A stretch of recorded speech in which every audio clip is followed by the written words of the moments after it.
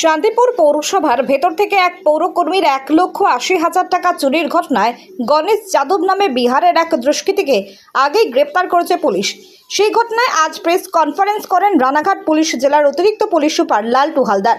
পৌরকর্মীর টাকা চুরির ঘটনায় দুষ্কৃতী গ্রেপ্তার এবং তদন্ত নিয়ে কি বলছেন তিনি শুনুন। প্রতি বেশ কিছুদিন ধরে রানাঘাট পুলিশ জেলাতে দেখা যাচ্ছিল যে ওই ছিনতাইয়ের ঘটনা যেখানে সেখানে দেখা যাচ্ছিল, বিভিন্ন মহিলা পুরুষ বেশের যাই হোক যেভাবে হোক ঘটনাগুলো ছিনতাইয়ের ঘটনা আমাদের সামনে আসছিল। তো এই নিয়ে পুলিশ রানাঘাট পুলিশ জেলার সমস্ত থানাকে বিশেষভাবে অ্যালার্ট করা হয়।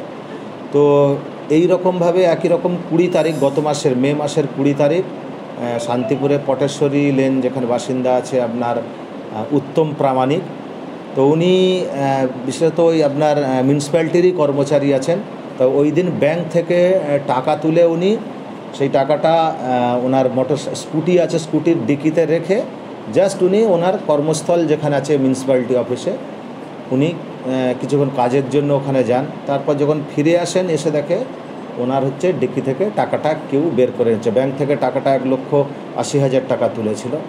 তো এই ঘটনার পরে স্বাভাবিকভাবে নতুন করে আবার একটা চাঞ্চল্য তৈরি হয়।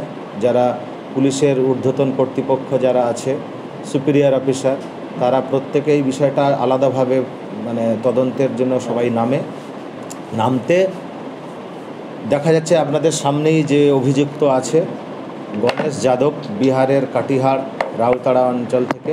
আমাদের আয়ও আছে রঞ্জিত, শান্তিপুরের অত্যন্ত দক্ষতার সঙ্গে, এবং সিআই সাহেব আছেন। এনাদের তৎপরতায় অভিযুক্ত যে আছে তাকে বিহারের কাটিহার থেকে ওকে অ্যারেস্ট করে আনা হয়। এরপর আমরা গতকালই ওকে কোর্টে ফরওয়ার্ড করেছিলাম। তো সেখান থেকে লার্নেড আমাদের জাজ স্যার ওকে 8 দিনের পুলিশ রিমান্ডে পাঠায়। তদন্ত এখন চলছে এবং যে সমস্ত বেশ কিছু গুরুত্বপূর্ণ এই কেসের সংক্রান্ত তথ্য এবং কিছু আলামত আমরা এই অভিযুক্তর কাছ থেকে আমরা উদ্ধার করেছি। তদন্ত শুরু হয়েছে, বাকিটা তদন্ত শেষ করে আমরা আপনাদেরকে বিশদভাবে বলতে পারি। Thank you.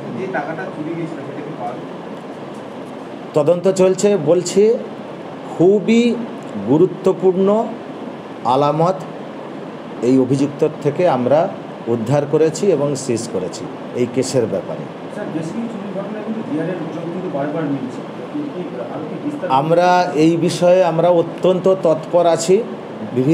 শুধু না, অনেক জায়গায় হার ছিনতাইয়ের ঘটনাও ঘটেছে, সেটা আমরা খতিয়ে দেখছি। বাইরে থেকে, বিহার থেকে বেশ কিছু যারা দুষ্কৃতী এসে এরকম ঘটনা ঘটাচ্ছে, তার জন্য আমরা এই বিষয়ে আমাদের মাথায় আছে। আমরা এটা নিয়ে তদন্তে নেমেছি। আমরা এটাও বিভিন্ন কিছু যেমন আজকের যে কেসটা টাকা চুরির যে কেসটা, ছিনতাইয়ের কেসটা যেটা আমরা পেলাম, একেও আমরা সেইভাবে জিজ্ঞাসাবাদ করছি।